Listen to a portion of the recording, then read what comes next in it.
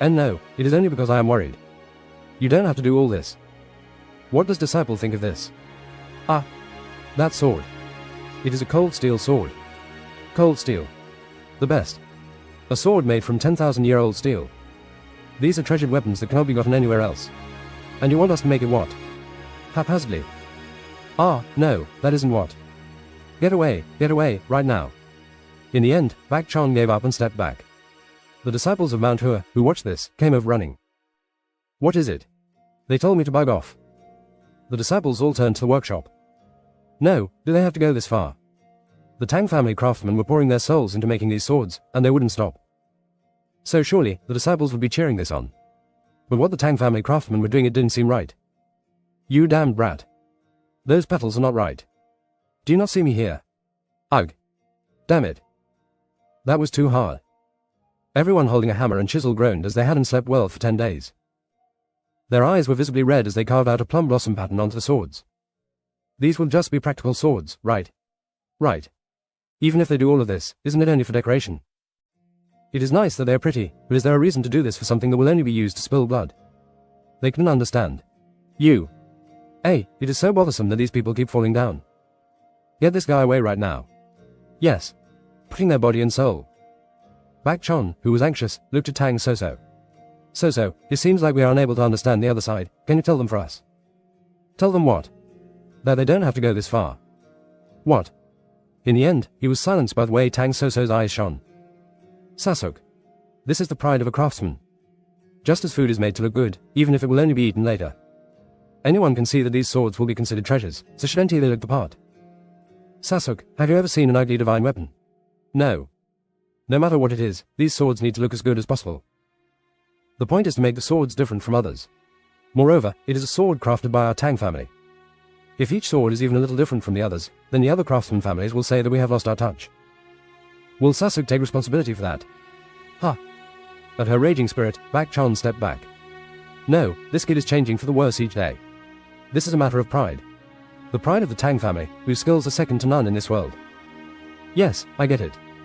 In the end, the disciples gave up on persuading these dedicated craftsmen. But what is Chang Yang doing? Originally, if this happened, he would be the first to say no. If I can use my sword technique, then it is fine. Do you think the technique will come out better if you carve a plum blossom on it? He is over there. Ah. There. Bak Chon turned to where the finger pointed. And at the end of that finger sat Chang Yang at the table in front of the hall. He sat upright with his legs crossed, his sword drawn upright in his hand. More serious and... Hoo. He. He looks to be in the best mood, mumbled Bak Chon as he saw Chang Yang with a smile so wide that his lips touched his ears. He looks to be in the best mood. He wasn't like this even when he found the soul vitality pill. From an expert's point of view, this is almost at the level of finding a tower made from gold. Bak Chon licked his lips. Ads by Pub Future. That important, huh? Correct. Envy. Jealousy. Like a musician coveting a good musical instrument, a swordsman wanted a good sword. The disciples from Mount Hua had seen numerous weapons in dealing with the 9 great sects, but none of those weapons compared to the one Chang Yang was holding now. No, what did that elder do? Right. The elder is so old so-so. I am wrong, put your fist down, please. Zhou Gul, who was almost hit by his saze, stepped back and flinched. The disciples all approached Chang Yang silently. Chang Yang. Ah. Chang Yang shook his head. Can we touch it just once? No. I won't swing it, just touch. Slap. Chang Yang hit the hand of Bak Chon, which had been inching closer. How dare you touch this precious thing with that hand of yours? Leave. I didn't even touch it. Go away. Chang Yang was like a cat in the way he defended his sword. It was like he would never give it up, so Bak Chon and the others began to curse at him. You greedy bastard. For real. Even if they were called dirty, they agreed to see the sword wouldn't fade. But with the sword under surveillance every second of the day, even then, they wanted to get a good look at it. The sword sheath also looked pretty good, and the sword itself seemed heavy once it was pulled from its sheath. This is why one uses a divine weapon. With that much, he will not let go of that sword. I will steal it. Just as everyone was drooling over this one sword. It is finished. Ah. It has ended. Finally, the long-awaited cheers came, and everyone turned back toward the workshop. In 10 days, the craftsmen, whose skin and bones had begun to stick together, walked out with dozens of swords in their hands and a certain light burning in their eyes. Silk. Silk. Put down the silk. Yes. A silk cloth was spread out, and on top of it, the swords were placed in a neat row. To place swords on silk. I cannot believe there are such high-level swords in the world. Their excitement began to rise in the face of these high-grade weapons.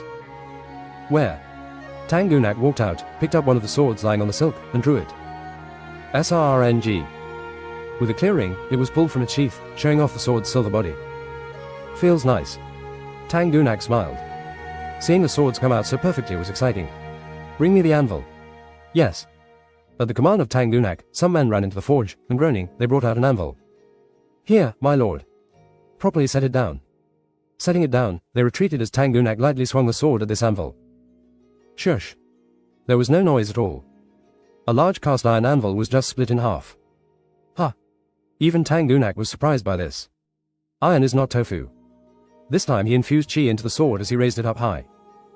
He wielded it properly despite not being a trained swordsman. If a non-swordsman could wield it this well, how perfectly could the sword be wielded in the hands of an actual swordsman? Okay. It seems like it is a lot better than I. Right. Adds by Pub Future. Tang Gunak, who was mumbling, flinched as he looked back. The disciples of Mount Hua were drooling right behind him. Ha, can I swing it once? I guess so. Thank you. The head of the family is such a good person. Was this enough to be considered a good person? The disciples of Mount Hua quickly picked up the lying swords. Not wasting a moment, they pulled them out of their sheaths and began to swing them around. It is light, Sasuk. How can a sword be swung this lightly and yet be this strong? How? Wow. This is why one uses a good sword. All the swords I have used till now feel like trash. Right. Tang Gunak smiled at the genuine reactions. The others you used before were also made by the Tang family.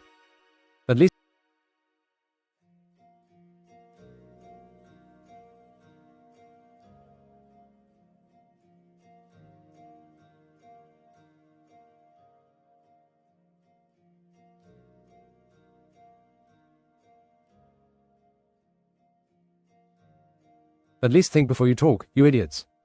Tang Gunak bitterly licked his lips. But that reaction could be understood. He was surprised by the quality of the swords, so why wouldn't they be? Thank you very much. Thank you.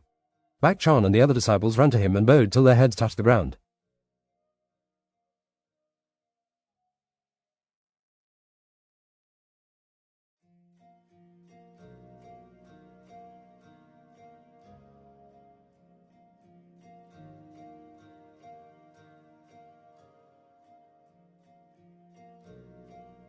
Hoo-hoo, you don't have to do this. No. We really didn't think such swords would come. Thank you. Thank you so much. I will give you one big glass of alcohol. You. I heard that you are a member of a merchants' union. If so, we would greatly appreciate that, at a nobleman at hat. Of course. I will take you right there. Ha ha ha. It is all right. All the craftsmen smiled. These people are so strange. No matter how much they belonged to the Tang family, they were all craftsmen.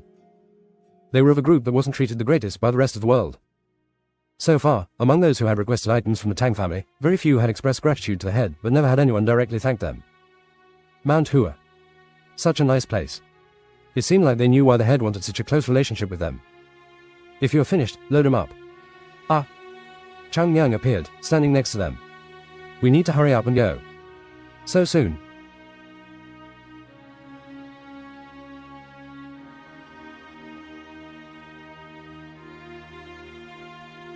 Tang Gunak bitterly licked his lips. But that reaction could be understood. He was surprised by the quality of the swords, so why wouldn't they be? Thank you very much. Thank you. Bak Chan and the other disciples ran to him and bowed till their heads touched the ground. Hoo-hoo, you don't have to do this. No. We really didn't think such swords would come. Thank you. Thank you so much. I will give you one big glass of alcohol. You. I heard that you are a member of a merchants' union. If so, we would greatly appreciate that, at a nobleman at hat. Of course. I will take you right there. Ha ha ha. It is all right. All the craftsmen smiled. These people are so strange. No matter how much they belonged to the Tang family, they were all craftsmen. They were of a group that wasn't treated the greatest by the rest of the world. So far, among those who had requested items from the Tang family, very few had expressed gratitude to the head, but never had anyone directly thank them. Mount Hua. Such a nice place. It seemed like they knew why the head wanted such a close relationship with them. If you are finished, load him up. Chang Yang appeared, standing next to them. We need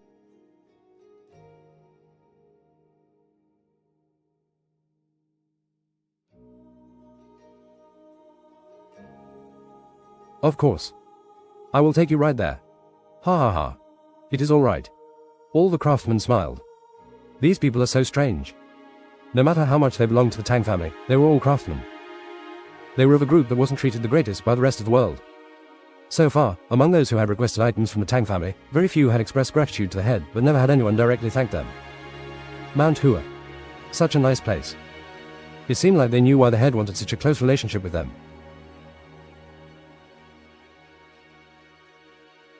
If you are finished, load him up. Ah.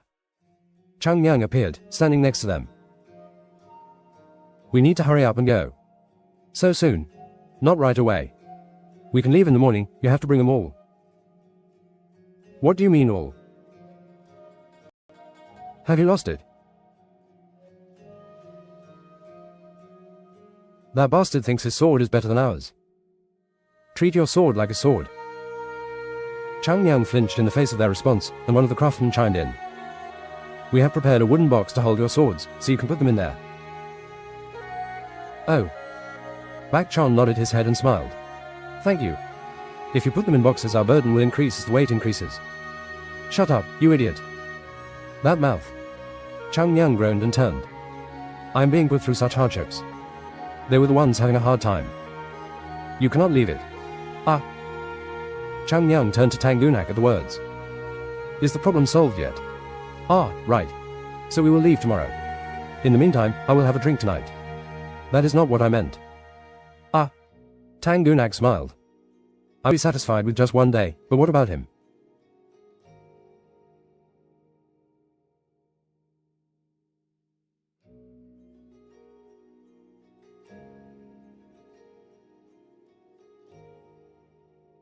He is not the kind to be satisfied unless he drinks for...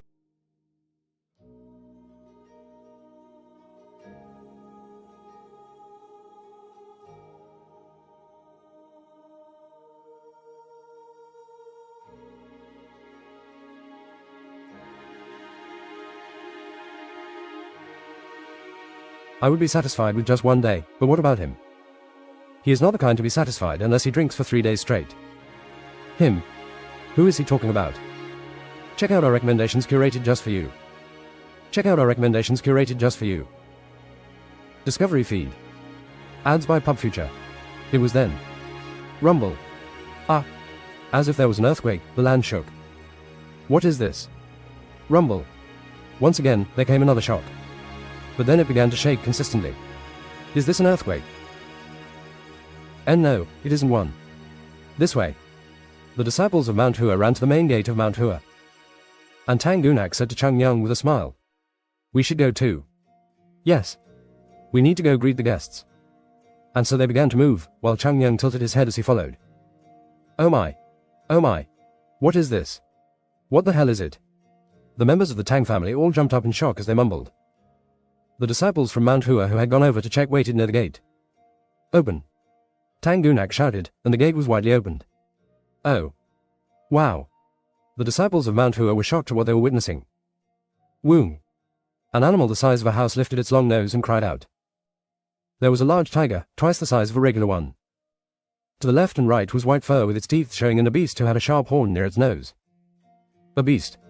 Another beast, and large beasts they had never seen before were walking into the Tang family. Oh my. What is that? Shouldn't we stop them?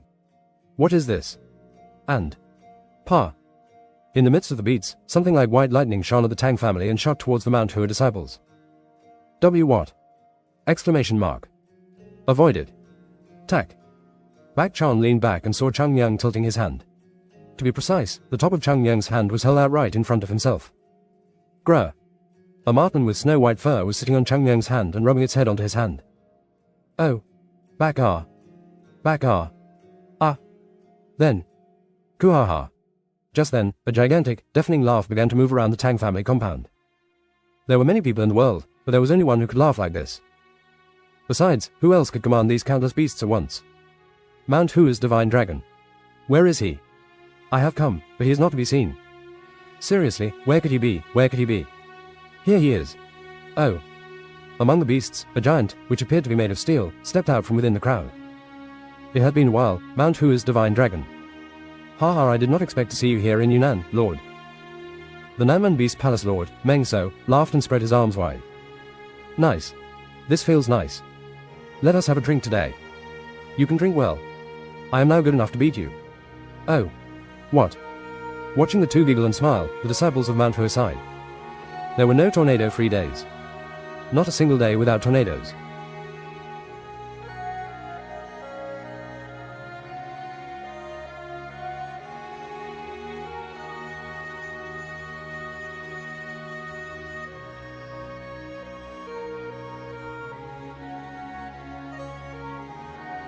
Chapter 435, I Am Not Plum Blossom Sword Saint.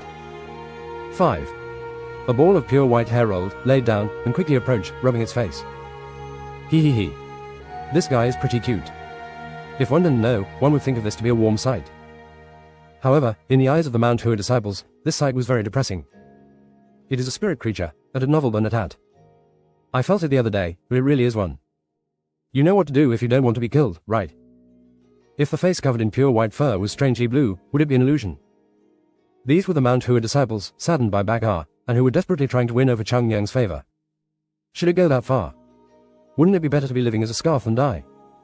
True, but... However, Chang Yang was giggling as if he couldn't see Bakar struggling. So soft. Chang Yang reached out and stroked it while Bakar clung to his hand and rubbed its face on it desperately, making Chang Yang smile. It seems to have figured out who the good guy is. The faces of the Mount Hua disciples had contorted again. It found out who the most horrible guy of them all is. The most. Then, Bakar climbed onto Chang Yang's shoulder and rubbed itself around. It seemed that even without having to skin it, it could be used as a scarf. This guy is quite useful, Chang Yang mumbled, seemingly satisfied, and turned his head to look at the tiger behind him. The tiger, which was the size of a house, had curled up. Wow. There are such creatures in the world. Hong Dai Kwang moved around, curious. He. The beggars would pee if they saw this. Grunt. As Hong Dai Kwang approached, the silent tiger suddenly roared, making him flinch. Ache. Scared of it, he threw himself to the side. Fortunately, he wasn't hurt, but the clothing around his ass had torn. My clothes. As Hong Dai Kwang ran away in a panic, Chang Yang clicked his tongue. That man is so careless, I cannot believe how he is still alive. Spitting out such words made the tiger turn to face Chang Yang and bare its teeth. Grr. Even another tiger would freeze at the sight of this, especially at this close range. How shocking was the face of this gigantic tiger. Chang Yang frowned in disapproval. I do not like this. But at that moment... Pat. Bakar, on the shoulder of Chang Yang, was clinging to the face of the tiger. Twig. At the same time, the eyes of Mount Hua's disciples almost popped out. Hit by Bakar, the tiger rolled on the ground. A marten hit a tiger. Did I just see that properly? They knew that.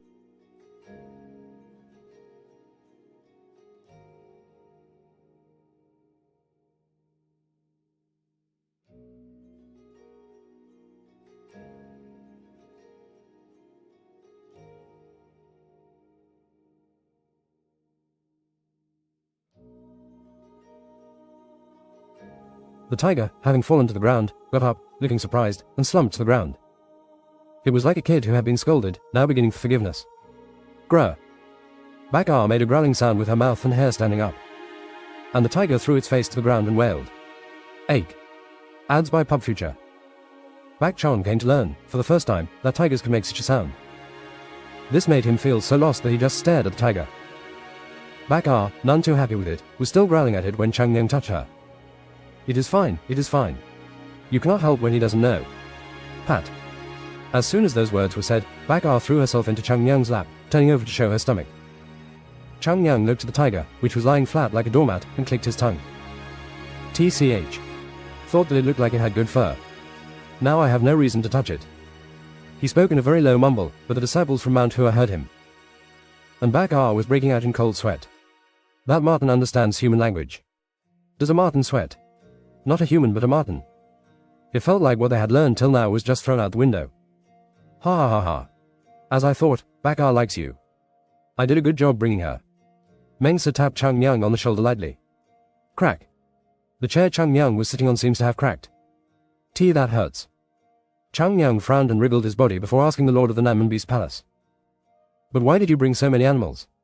It wouldn't have been easy getting them all here. To which Meng So chuckled. Isn't this my first visit to the Sichuan Tang family? If I am visiting a family for the first time, then I need to bring a special gift. They are gifts. Chang Yang glanced around. A large elephant, a tiger, a serpent with a body much thicker than a person, a white leopard, and even a black one. Anyone would think they were dragged here for an attack. It looked like the era of humans had ended. The beasts are overflowing, but the people didn't bring only a few elders. They must have been disappointed. They only nagged me around. Meng So waved his hand like the very thought of it was annoying. I just stopped by here for a while, so why should I hear their nagging? How am I even dangerous? Look at my body. Who would these muscles even harm? This guy's massive muscles, wriggling even beneath his clothes, were very clear. Seeing how those muscles were ready to explode, Chang Yang mumbled involuntarily. Wouldn't that mean putting others at risk? Surely those muscles were dangerous. A normal human might die from touching them. Kuhaha. The Beast Lord laughed loudly as his head snapped back, and he patted Chang Yang on the shoulder. This is why I like you. You make so much sense when you speak. Ah. It hurts. Bak Chan and the other disciples, who were listening in, nodded. Right, it must hurt. They could only trust these words from Chang Yang now. Chang Yang should grow 3 times his size to be considered as only a little younger than them. Zhou Gul tilted his head and asked. But, Sasuk. Ah. Did you know that the Beast Lord would be visiting the Tang family? I didn't know. Isn't this a pretty big deal? At Zhou Gul's words, Bak Chan frowned. True, but... Actually, this was a pretty big thing. Meng So, the lord of the Nanman Beast Palace, was one of the 5 famous places outside the borders of the Central Plains. And right now, those places were real enemies to the Central Plains. And one of these places had come right here and visited the Sichuan Tang family, one of the 5 great families. It was clear that many places would turn into a mess if this news came out. It's strange when I think about it. Bak Chan stared at the 3 people sitting across from him. Ads by Pub Future. One was a person belonging to a palace. The other was the head of the Sichuan Tang family, which was in the running to be the best of the martial families. On top of them was Chang Yang, Mount-Hua's divine dragon, who was from the Mount-Hua-sect and was now probably the most famous person. The 5 palaces beyond the Great Wall, the 5 great families, and the historical 9 great sects. People from this generation, we should not be getting along. That guy's method for getting contacts is a bit strange. At this point, it was no longer a matter of being good at socializing. Ha ha ha. I have brought this for you, Mount-Hua's divine dragon. The Beast Palace Lord opened up a chest and took out white vials from within. Oh. This is the alcohol we drank in Yunnan. Right. You seem to like it, so I brought it for you. Ah. As I thought, Lord. Let us drink until our stomachs overflow. Hee hee hee. As if promised, the 2 clinked their bottles before draining them. Gulp. Gulp. Gulp. The throats of the 2 didn't stop moving. Quick. Cack. 1 bottle more. Sure. And naturally, they began to fight. It was natural for 2 drunks to fight by drinking. The problem was that these 2 drunks had Tangunak in between them. Must be so difficult. Bak Chan felt pity for the guy. He watched Tangunak sit blankly and look at the ceiling, which made an unknown sadness creep into Bak Chan. Having an idiot to your left and right just spoiled one's day. Ahem. Bak Chan coughed softly. It was natural that Chang Yang led this gathering, but he held seniority within Mount Hu's group. If his saddle wanted to rage, then as his Sehung, he had to control him. Ahem, Chang Yang. Ah. At his call, Chang Yang turned his head. It seems like you are. Ah. Look at my actions. Ah. Chang Yang swiftly stood up and grabbed the bottle of alcohol before leaping forward. Didn't Sasuk also want this special alcohol? Drink. Drink. I have to share. Hee hee. I forgot for a second. Chang Yang smiled brightly and waved his hand as he headed back to where he started. No, I. Bak Chan was dumbfounded at the actions of Chang Yang. No, Brat, I didn't want this. Guys, say something. Turning his head towards his other saddles, Bak Chan could only be shocked. Gulp gulp. Gulp gulp. Every one of them was holding the bottles that Chang Yang had brought for them and were all beginning to drink. Quick, this is amazing. Just like what we drank in Yunnan.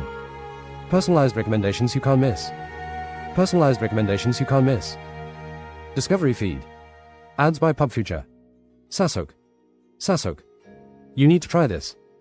It has the scent of peaches. They hadn't even touched the snacks on the table and just continued to drink from their bottles. Gulp gulp. Ahee.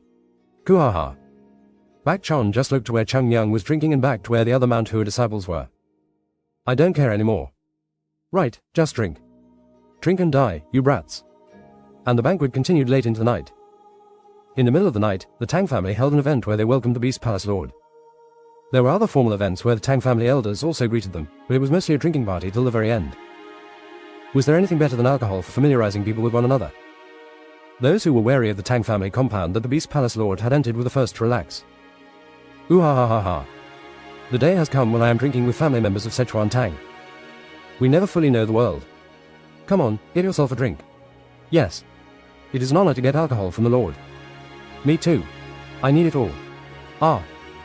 Beast Palace Lord completely gave up his title and just mingled around with the people of the Tang family. EHH. Are you going to end with this?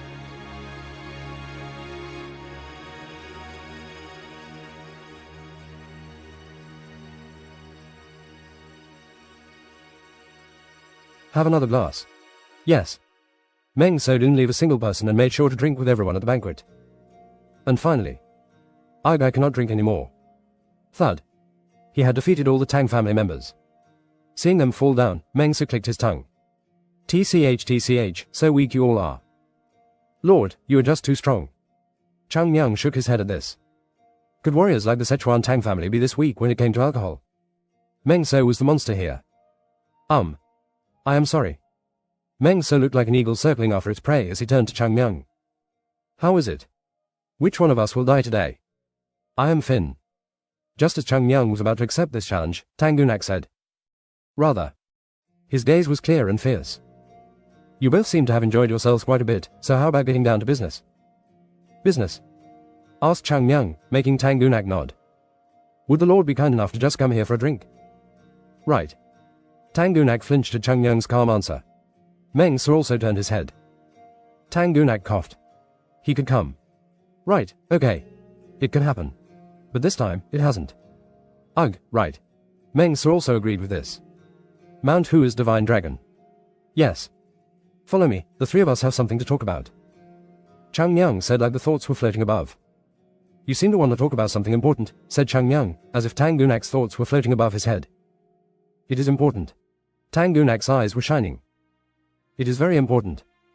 It involves the futures of the Tang family, the Beast Palace, and even Mount Hua's too. Isn't this why you have come all this way? Chang Yang smiled. This is why I like people who speak up front. Let's go. The real banquet had just begun.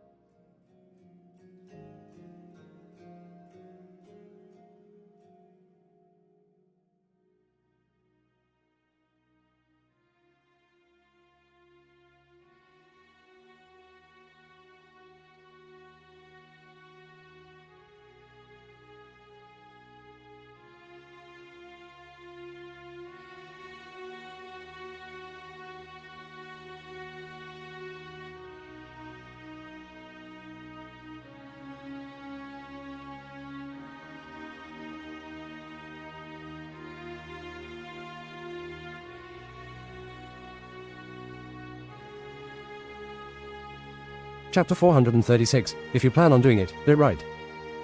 1. Pour. Tang Gunak served a very delicate and fragrant tea, handing a cup each to Chung Yung and Meng So. Tea. Chung Yung tilted his head as he shook the bottle he had brought with him. We have alcohol.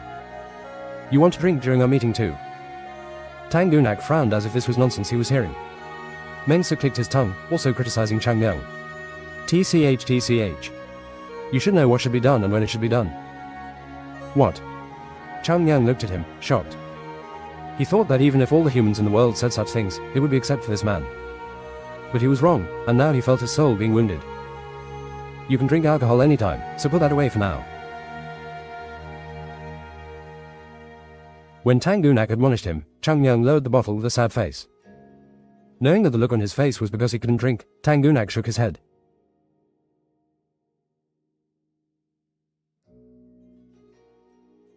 Ahem. Meng So cleared his throat and looked at Chung Yung. Disciple Chung Yung. Yes. Do tell. Why is the Lord acting like this after calling me here? Chung Yung's words made Tang Gunak smile. I did call you, but disciple, you are the one who created this. Ahahaha, right. Meng So also nodded his head. His eyes were looking at Chung Yung. I see no difference between man and beast. Are you insulting me? No. It isn't that, he smiled and continued. If you live with animals for the rest of your life, you can see their habits in humans. But the interesting thing is if you look at it closely enough, animals also act like humans. Meng So turned his gaze to Tang Gunak. Like how the Tang family lord resembles a panther. Sharpness that can be seen from time to time, loftiness that is cleanly hidden. Oh. Tang Gunak coughed. Lord, you're exaggerating my skills too much.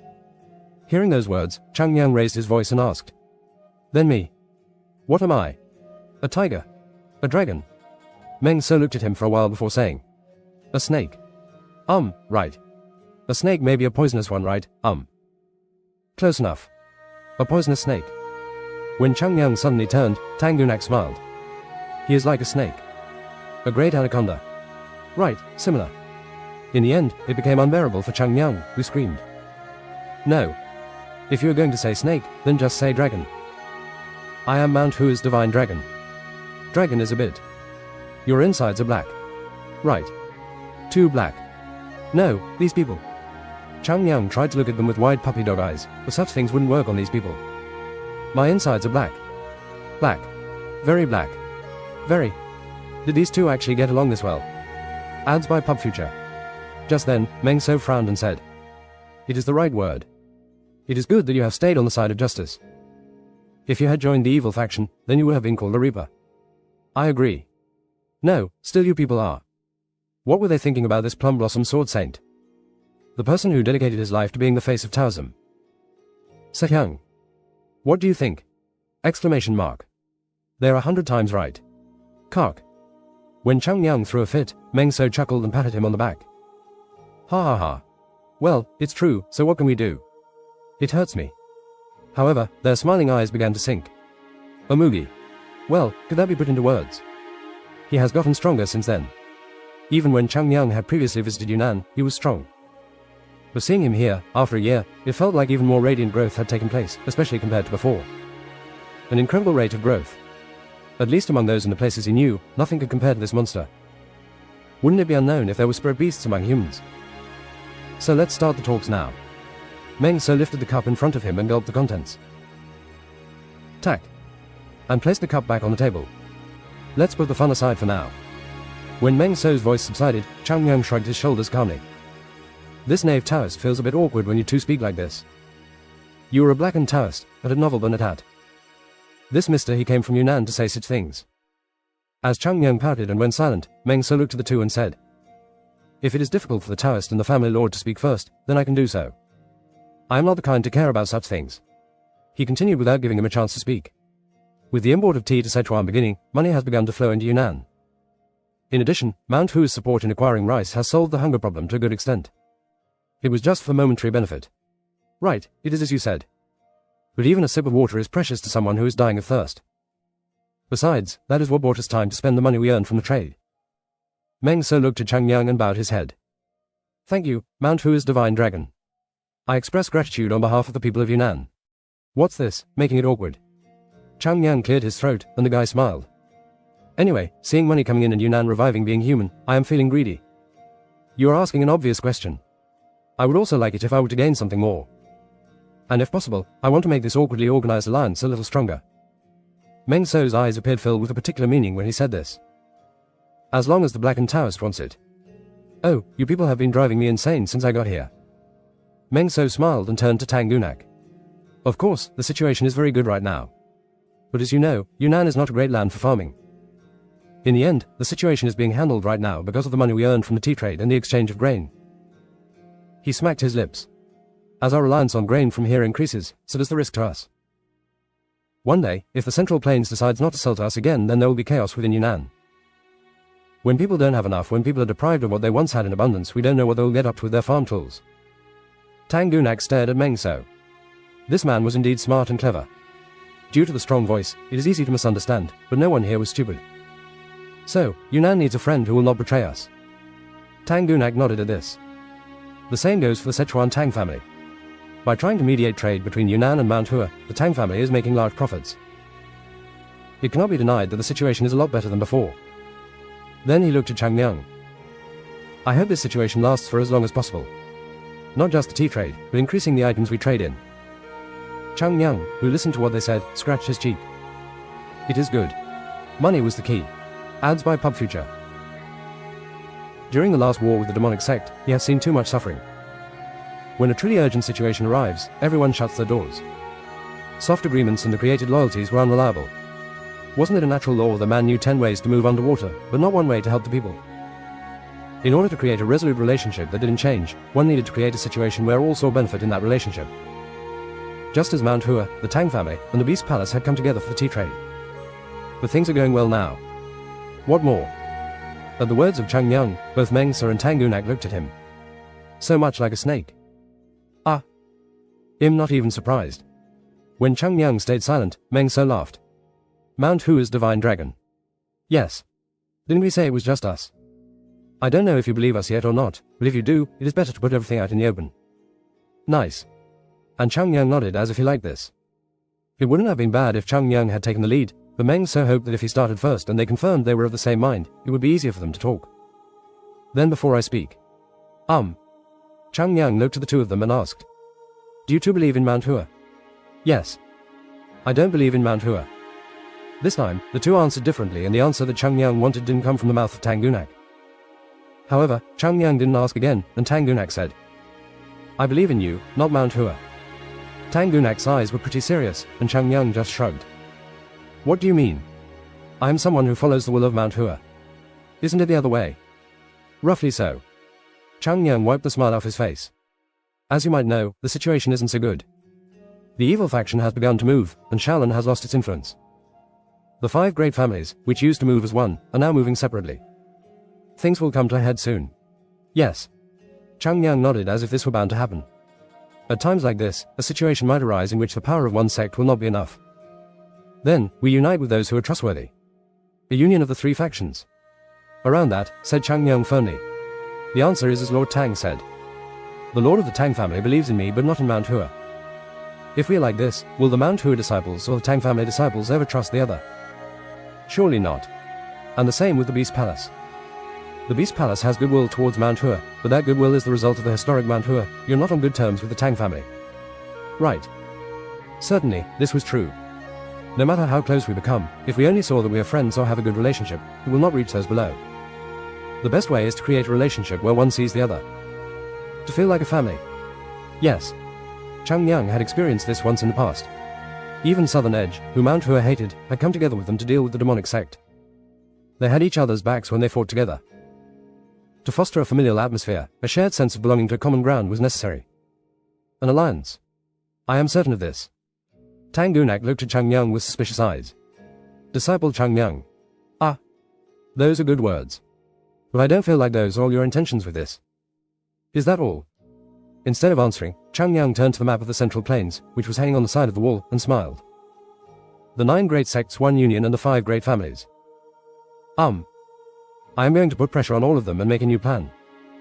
I am tired of a world that Shaolin looks down on, where Wudang is arrogant and Namgung coerces others. Personalized recommendations you can't miss. Personalized recommendations you can't miss. Discovery feed. Ads by PubFuture. We will develop our strength starting with the west side of Kango.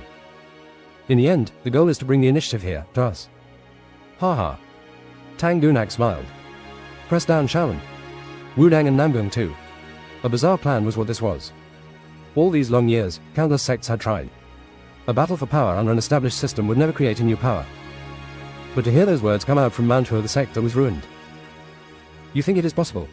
Yes. Chang Yang replied more decisively. Is there any reason not to? Kuhaha. None. None at all. Meng So nodded his head. He liked Chang Yang's words. A man should be able to aim for that much. That isn't something that can be done alone. So, will Lord Tang not get involved? At the words of Meng So, Tang Gunak sighed. I cannot do that, but... He looked at Chang Yang, and after a moment of silence, he nodded. One should pay the price for making a bad friend. You benefit from making good friends. I wish for that. No more words were needed. Tang Gunak and Meng So must have drawn a similar picture from the moment they had first gathered here. This was just meant as a way for Chang Yang to confirm this. Chang Yang lifted his bottle from the floor. Then, he poured alcohol into the empty teacup. Shush. Tang Gunak drained the tea from his cup before offering it to Chang Yang. Chang Yang, who poured some alcohol into it, offered up his own cup. Shush. Finally, the three of them raised their cups at the same time. For the arrival of a new world. No, said Chang Yang. The new world won't come, it is to be created. We will make it. The two of them stared blankly at him. They saw it again. The world where this darker Mugi would rage. Now, then we. Wait. At that time, Tang Gunak cut off his words. But if an alliance is formed, who will be the leader? We still need to choose a leader. Meng So burst into laughter. What are you talking about? It is obvious. And they all shouted. My Beast Palace. The Tang family. Mount-hua. The eyes of the three interlocked with the others. It was as if sparks were flying from these connections. If it were elsewhere, they could yield. But they were all heads, and now it was time to pick the alliance head so they can yield. The Nanman Beast Palace is the largest. The Tang family is the strongest. But there is a long history behind Mount-hua. All their faces contorted at the same time. You Central Plains people. Of course, my Beast Palace should be the leader. After collecting so much from us, it isn't right to do such a thing. Originally, this kind of position is taken by a Taoist. It isn't a position ruled by money. As soon as Chang Yang said this, the other two shouted. You are the craziest for money. Right, the craziest. What? The formation of this Western Alliance, which would one day bring new change and a different flow to the history of Kango, was generating cracks right from the start.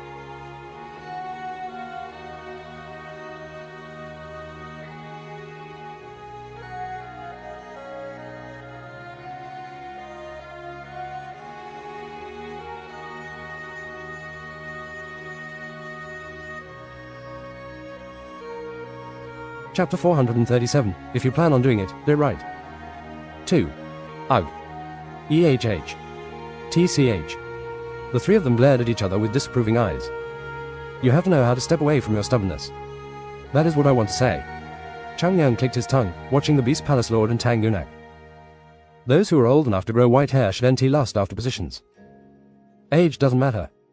It isn't like you can eat hard food. They really fit along very well. If there were no problems in the process of making an alliance, there was no need to worry about what happens after. Just breathe. Meng So, the Lord of the Beast Palace, frowned and sighed. TCH. An alliance means that you need to agree with each other in the first place. If you only talk about the benefits of one life over another, even with an alliance, how can our situation be any different from before? Hermit had noveled on it at. Tang Gunak and Chang Yang bowed their heads. Meng So sighed and continued. So, you two act like good men and yield. No, what is with this man? I don't even want to listen. The three of them began to glare at each other again, but then they sighed at the same time. Ugh. Let's talk about this later. Right. Palace Lord, we can decide later. Eventually, the three of them, tired of trying to persuade one another, stopped. Tang Gunak drank at once, cooling himself down. It seemed like the conversation was quite difficult, with no end to the screaming and fighting. After emptying his cup, he said, It is already nice that the three sides have met like this. After this long. Suddenly. However, their reactions were quite cold. Tang Gunak's eyes trembled. These people are. It was hard to deal with Chang Yang alone, now he had another larger-than-life guy acting exactly like him. Ahem. He cleared his throat. If he got caught between these two, then it would become a mess. He was already too deeply involved, but that could be reversed. Mount-Hua's divine dragon. Yes. With a low voice he said, making an alliance isn't difficult. There is a will to do so, so it is solely a matter of formality. But the problem is that once news of the formation of the alliance spreads, it will bring trouble. From the 5 great families. Right. And the same from the 9 great sects and the other 5 palaces too. This made Meng So smile. This is expected. No person would want to let go of a single grain of rice from their hands. There is no way they can let stand a power remain that can threaten them. Meng So, the lord of the Nanman Beast Palace, knew this better than anyone. For example, how long have the sects of the Central Plains kept the palaces in check? When needed, these sects could go and discuss things. But when the need was gone, the people from the palaces were called barbarians. That was something they had experienced countless times. But it's not simply because the palaces are separated from the Central Plains. Kunlun, for example, was a place that cannot be called a part of the Central Plains, and their sect was hardly doing work within the Central Plains. However, Kunlun could still solidify its position in the 9 great sects. So, in the end, there was one piece of difference between Kunlun and the Beast Palace. Was it respect? They only respect those who operate within their own set order. If Mount-Hua forms an alliance with Sichuan Tang and the Nanman Beast Palace, they will see us as being against them. Tang Gunak nodded in agreement with the words of Meng So. Adds by Pub Future. They might not pick a fight right away. But in the end, they will end up pushing you as an enemy. It will be difficult to find a compromise with how things are happening between the sects and the families. Chang Yang nodded his head without any reaction while Tang Gunak asked, have you thought about this problem? What problem? I just said it. In the end, we have no choice but to be outed. But wouldn't it be difficult to, with only the strength of the 3 of us, deal with all of them? Can this be believed? Isn't it a fool's plan for only us to get stronger and try to deal with them all? Hey, please. Chang Yang waved his hand at the gaze of Tang Gunak. Of course, it was quite natural that Mount-Hua was becoming stronger. But even so, they cannot be reckless, not around Chang Yang. Then, is there something else on your mind? At that question, Chang Yang turned his head and looked at the map that was to the side. Well, isn't it obvious? Grow the bait. Grow. We gave this thing the grandiose title of alliance, but even so, it is just 3 different factions coming together. We simply just need to get more. This is true. Meng So nodded. Then, which sect do you plan to appease? Of course, there are many around. Is it that simple? It isn't. Chang Yang wiggled his fingers. What reasoning is behind the fragile, distant relationship between the 9 great sects, 5 great families, and the 5 palaces? To keep one another in check. As if. It is because of the literal distance. Literal distance. Chang Yang nodded and explained in detail. To put it simply, it is like this. The Tang family is in the southwest, and Namgyong is to the east. Even the Peng family is to the northeast, and the other sects are the same. As a result, if something happens, it will take a year or more for another family sect to go and give support. At this point, what is the point of an ally that takes this long to come and help you? That is why there is this status quo type distance. Meng So nodded as if he agreed. The palaces were also located on the outskirts of the Central Plains, which was why it was never easy to get support when they were in trouble. Close neighbors are better than distant relatives. First of all, we need those who will come running when a problem arises. Now, unlike the 9 great sects and the 5 great families, we should recruit from within the region. Tang Gunak looked at Chang Yang. Then the west. Yes. Nodding, Chang Yang smiled. So, we can start by seducing the sects to the west. It would be much better if they belonged to the 5 great families or the 9 great sects. The reasoning is quite obvious. It is so they become weaker, what is more satisfying than stealing another's power? Tang Gunak nodded his head as if he understood and asked with a smile. I have something to ask. As you have laid out, there is one place that fits perfectly and lays to the west. They can run first when there is danger, and above all, the 9 great sects' power will weaken. I am talking about Southern Edge. What do you think? Clench. As soon as the name Southern Edge came out, Chang Yang gnashed his teeth. That our Southern Edge, Southern Edge. Chang Yang, who had been making groans, scratched his head. That place, it is like a thorn. This was the problem, this was the problem. Chang Yang's plan was to gather the sects to the west and create an alliance meant to assist one another, unlike how things went in the past. However, the only place that met all those conditions was Southern Edge. Ads by Pub Future. It was right next to Mount Hua, was a member of the 9 great sects, and had a certain level of influence. In other words, if they could get a sect from the 9 great sects to defect, the foundations of this alliance would be laid. Without Southern Edge, this wouldn't be an alliance. The MA sect can come in depending on the situation. Kunlun is a place that is further west, so it wouldn't have much impact. But Southern Edge is different. If we cannot get them, our voices and forces will not be strong enough. Ugh. Watching Changyang gnashing his teeth, Tang Gunak smiled. He had never been this happy to see someone troubled in all his life. But it seemed like the more time he spent with Changyang, the more his personality was spoiled when he saw something fun. Southern Edge, that damned. Changyang, who had been mumbling for a long time, glanced at the two and said, "Wouldn't it be a lot nicer if we could just invade Southern Edge and then take them down? You want to change sides to the evil faction?" Ha ha ha ha. Such fiery words. Meng So laughed at this. Do not mess around. Yes. Changyang looked at his cup with a blank face. Anyway, I will think about it. I know quite a bit about Mount Hua and Southern Edge's relationship, so I will not rush it, but this is something that has to be decided swiftly. Whether to take Southern Edge in or not. Ugh. I get it. Tang Gunak nodded. Then we have a rough idea of the foundations of the alliance. By forming this alliance and persuading the larger sects to declare us officially, Sichuan Tang will handle the troops in Sichuan. The Beast Palace will constantly be in touch. Mengsa and Tang Gunak turned to Changyang. And Mount Hua, Southern Edge. Good. I get it. In the end, Changyang hissed like a cat, and this made the other two smile. This made it so their frustration against him began to start cooling. Mengso, who had a chuckle at this, said, "Look, Mount Hua's divine dragon. Yes. I don't know your plans, but the 5 palaces are quite strong. It wouldn't hurt to have them." Changyang scratched his cheek. "I will not force you. I know better than anyone how hostile those people are. It is certain that persuading them will not be easy. Even the Nanman Beast Palace wouldn't have held hands with Mount Hua if not for the Plum Blossom Sword Saint. This was all luck. For now, we cannot touch that. Which is why I said." Meng So shrugged. "I sent a letter to the other palaces, except one. Asking them to join. No, I do not have the ability to do that. Perhaps you and the disciples of Mount Hua might visit, so I told them not to be too harsh. If you think about it, we 5 palaces have formed a relationship, so you will not be kicked out just because you are from the Central Plains. If you have time, do stop by there. For now, I understand. But I don't know if there is time. Then it cannot be helped." After that, the 3 went on to discuss some more things they wanted to talk about, and they now had a rough idea of the foundations of this alliance. Oh, it is so tough. Changyang sighed as he relaxed his head. As expected, I am not the kind to use my head. Haha, leave it to me. The Beast Palace Lord said so while thumping his chest. Changyang could only look at him with tired eyes.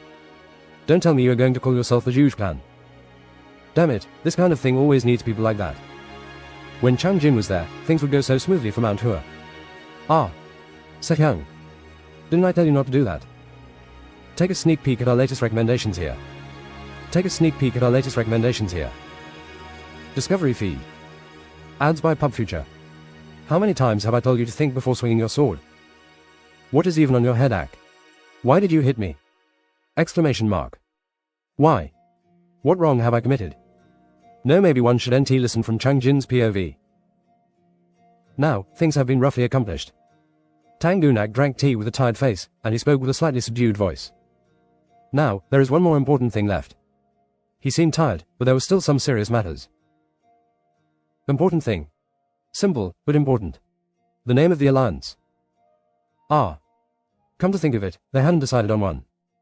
Tang Gunak asked Changyang. Recommendations. Then Meng So said.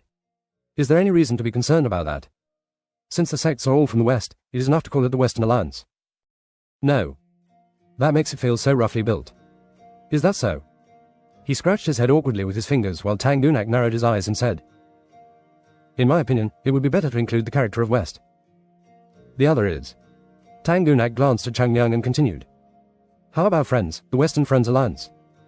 We get stuck with the term alliance, we want us to be called friends, where profits and power ranks are not discussed. Something similar. Not bad. Mengsa and Tang Gunak turned to Changyang. But Changyang frowned as if he didn't like the name. But.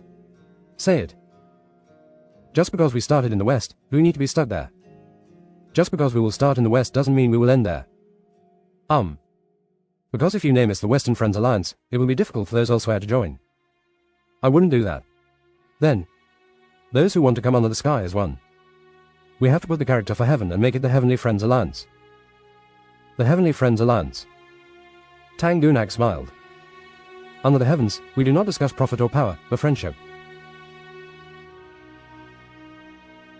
It definitely creates a unique alliance atmosphere. Are you going to pursue a small war instead of a great cause? I don't know what the cause is. Chang Yang shrugged. The 9 great sects will handle that, so we can gather and eat and live well. How does that sound? At the words of Chang Yang, Tang Gunak and Meng So raised their smiles. Nice. The desired outcome. The 3 looked at each other with determination. Then I will call for the launch of the Heavenly Friends Alliance soon. And the 2 of you will need to prepare for the required tasks. Yes. Sure. Tang Gunak finally sighed and tapped the table. Then, enough for today. Wait. Ah. Meng So and Tang Gunak glanced back at Chang Yang, and the question, is there anything else left to say, was plastered on their faces. Then the leader. We were supposed to talk later. A spark that wouldn't die shone in the eyes of Chang Yang. No one can leave here until the issue has been decided. Not even one step.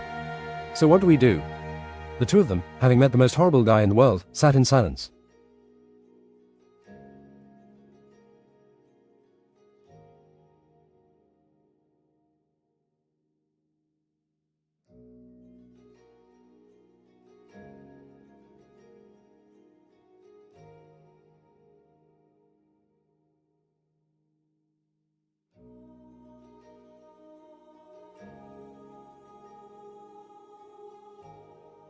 Chapter 438. If you plan on doing it, do it right.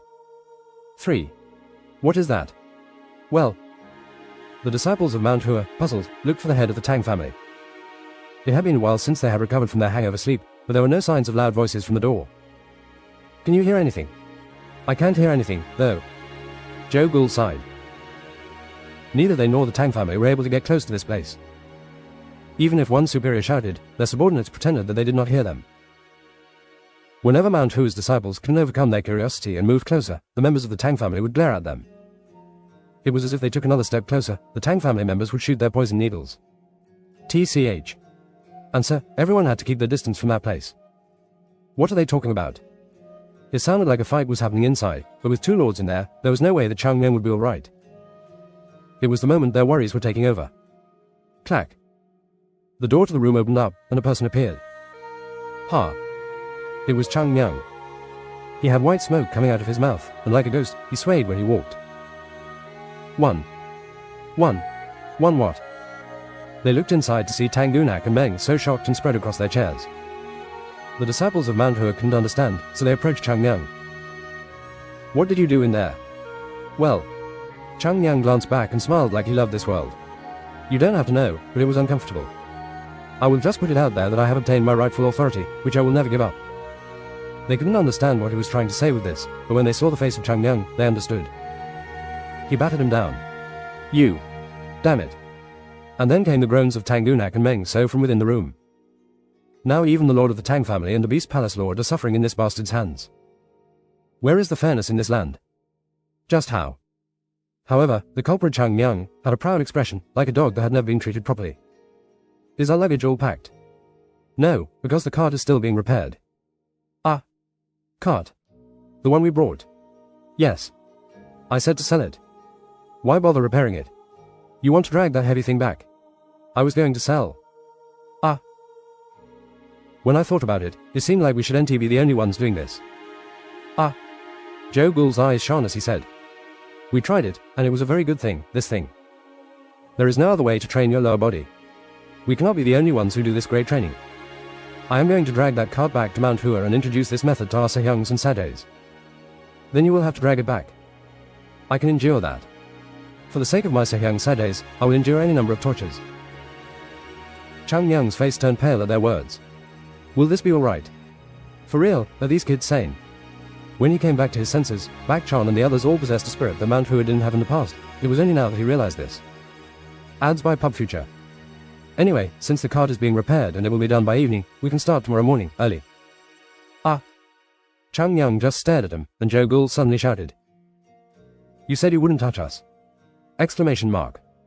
You said it with your own mouth. Let me go home, you damned idiot. Ah, who said anything? Chang Yang licked his lip like he didn't care. These are the times I should back down. Still, he promised. Fine. We rest today and leave tomorrow. Zhou Gul sighed. I am going home, oh my, I came all the way here and almost missed going home. Even if he was criticized for being unfilial, the guy could say nothing back. Zhou Gul turned to Yun Zhong. Se-hyung, you have nothing to do here, let's go home. Ah, I should. Well, my home will be more comfortable than the Tang family. Yun Zhong just nodded, and Zhou Gul looked at Bak Chon. Sasuk. Bak Chon looked at him for a moment and said to Chang Yang. I think that I should visit the Merchants' Union once with Bak Sang. It sounded like he had something to say to the Lord there. Chang Yang nodded. Among the disciples of Mount Hua who came to the Tang family, Bak Sang had the most work. He had to coordinate the tea trade with Yunnan on behalf of Hyun-young, who couldn't make it. It seems like being a member of the finance hall fits him better than I expected. Elder was also happy. Actually, Bak Sang was a pretty swift learner. Unlike Se-hyung, the ignorant Zhou Gul, who knows nothing despite being the son of a merchant. Yeah. Stop dragging me in! Exclamation mark.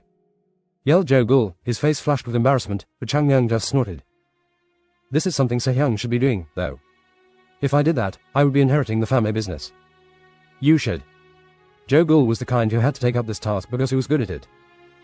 Actually, it wasn't like he didn't already know. It was a matter of martial arts when it came to his talents. Zhou Gul got tired from calculations, while Bak Sang was good at such stuff. Well, fine. Then tell everyone to gather here by tomorrow morning. And so, finally, the disciples of Mount Hua were given some rest. And soon, the disciples scattered. Bak Chon, Zhou Gul, Bak Sang, and Yun Zhong moved to Zhou Gul's house while Yu Yisel was dragged around the city by Tang Soso. Yu Yisel, who never had much interest in it, had a crumbled expression. However, stopping Tang Soso, who appeared incredibly determined to keep going, seemed impossible. And He-yun set out to find the nearest temple from the Tang family, parting with the words that he had to take care of his mind and body, which had been eroded by the demon. Thanks to this, Chang Yang, left alone in the Tang family, was taking a comfortable break after a long time. A tiger the size of a house was lying on its back, sweating profusely. Chang Yang was lying on it, holding a bottle of alcohol in one hand and stroking Bak R, which was playing tricks. This feels so nice. How long was this break? After all, he couldn't remember the last time he had a proper rest. If people run without rest, they will eventually break their legs. Sometimes, one just needs to rest. I like everything here. So good. The fur of a tiger was softer than expected, and their bellies were much warmer too. To the point where he could just fall asleep. But one problem. Mister. Does Mister have nothing to do? You're a beggar. What do beggars even do? Hong Dae Kwang, the problem, was grinning at him. And I am doing my job right here. I am sure you are. Chang Yang shook his head. If you came all the way to Sichuan, shouldn't you run and look around? Your sect's name is still the Beggars Union, so go get some information. Ads by Pub Future. TCH, what nonsense is that? Hong Dae Kwang clicked his tongue. Where in the world is a place with no beggars? There are beggars all over Sichuan. All the information I can find is already with them. But, no matter how many local beggars there are in Sichuan, none can enter the Tang family. It is better to be inside and get information than to be outside right now. It was a pretty plausible explanation, so Chang Yang smiled. Do you have anything then? Of course. I have some information that might be of interest to you. Hey. Me. Yes. What is it? And instead of answering, he looked at Chang Yang. Free. As a senior in this life, I can tell you that everything has a price. Mount Hua's Divine Dragon, if you want information, it should be at the right price. You seem to be under the impression that everything you ate and drank on your way here was free. Why do you think this happened? On the way back, I was going to make you eat grass off the ground. I did something that was wrong. He saw what was done to the monk, so he imagined Chang Yang wouldn't hesitate to turn another man into a goat. Ahem. Hong Dae Kwang cleared his throat and said, I picked up a couple of things, but most have nothing to do with you, but there is one thing. He looked to the sides to make sure no one was there and spoke in a whisper. You know what I said before? What did you say before? That Tang family lord went to the other side all alone, the 10,000 people clan. What about it? Hong Dae Kwang had a serious expression.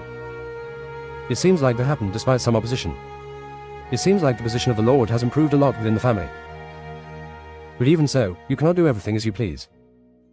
But isn't this something that people turn a blind eye to? It is the 10,000 people clan. Right. So, he had a lot of resistance to this.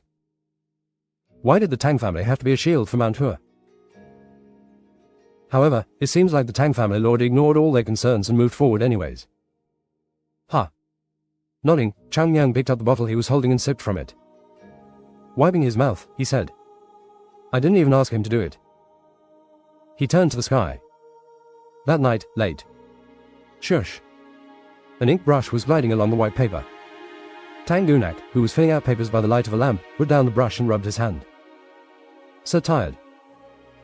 He had been working a little too much since Mount Hua had arrived. Of course, he was focused on making the swords for them, as well as re-coordinating the tea trade with Yunnan and eventually laying the foundations of the alliance. Work came pouring in, so he couldn't rest. Moreover, it was because he knew that this was the most important time for his family to soar high again. Phew. He grabbed his teacup and frowned. Seeing that it had cooled down, he realized he had been working for longer than he had thought. The tea. It was then. Knock. Someone knocked on his door. A knock on the door meant someone was there. No matter how concentrated he was, there were very few people in the Tang family who could not be felt by him. So he said, "What is it? Shouldn't you be asking something about who it is? It is obvious who it is. Take a sneak peek at our latest recommendations here. Take a sneak peek at our latest recommendations here. Discovery feed. Ads by Pub Future. Keek." The door opened, revealing the person standing behind it. Chang Yang. With a grin, he held several full bottles in his hands. "How about a glass?" Tang Gunak glanced at the papers he was working on and smiled. "Sounds nice, it will help me relax." Pour. The empty glasses were quickly filled. At the small pond to one side of the house, there were two people who sat facing the antique pavilion built in the middle of the pond. As alcohol filled the glasses, the moon now stood above them and the pond. "You will be leaving tomorrow, at Novel at." "Yes, there is a lot to be done." At those calm words of Chang Yang, Tang Gunak smiled. "I have always prided myself as someone who was always busy working, but looking at you I wonder if I am taking too much pride in myself." "Hey. What are you saying? These aren't just words." In spite of those words, Tang Gunak shook his head. "The people of Mount Hua might not feel it. It is a movement with you. But looking from the outside, Mount Hua has truly accomplished so much in such a short time. It is embarrassing. Because I don't have passion and the ability like you do. You rate yourself quite harshly." Harsh pausing, he continued, "I see." Tilting his glass, he bowed to Chang Yang, leaving him shocked. "Why are you doing this? Thank you for taking So-So to Mount Hua." Unexpectedly, Chang Yang went silent. Of course, as the head I should NT do something like this. But as a father, I need to say it. I must say this is a bit embarrassing, but So-So looked so happy after going there. She used to be this protected flower, but now I can look at her and know that her time here was unhappy. That is a misunderstanding. Yes. Chang Yang shook his head. Of course, she might seem more vibrant in person, so it makes sense to think this. And it is natural that you feel that way because you hadn't seen this side of her. But So-So wasn't unhappy here, she was always strong and positive. Now, she has just found another life which suits her better. And it is the Lord who allowed her to live that life. Tang Gunak looked at Chang Yang and nodded. Right, thank you for putting it like that. Hey. I am the one who is grateful here. I heard you stopped the 10,000 people plan. Thanks to you things have been less difficult. No problem, Tang Gunak cut his words short, it is natural to encounter such things. That is the role I have. True. It wasn't something I did to get recognition. It was something I had to do. Chang Yang tried to say something more, but Tang Gunak raised his glass. A drink. Chang Yang didn't say anything and raised his glass. Good. The two glasses collided lightly and the moon swayed within the clear alcohol. The two of them emptied the glasses without another word or look. They just drank in the glow of the pleasant-looking pond. A lot will change with the alliance being formed. Yes, because there will be a system to put into place. Perhaps the relationship between Mount Hua and the Tang family will change a little. We can endure it. Chang Yang smiled and filled the empty glass of Tang Gunak. Looking at it, he said, "A lot of things might change." Right, things will change. But one thing won't. He smiled. The fact that you and I are friends. Instead of answering, Chang Yang looked at the moonlit sky. Such a nice night. It is. The two looked at each other and smiled. Such a nice night. The two continued to drink, not noticing the moon quietly set down and be replaced with a bright sunlit sky. Just like the time when Chang Yang and Tang Bo would share a drink.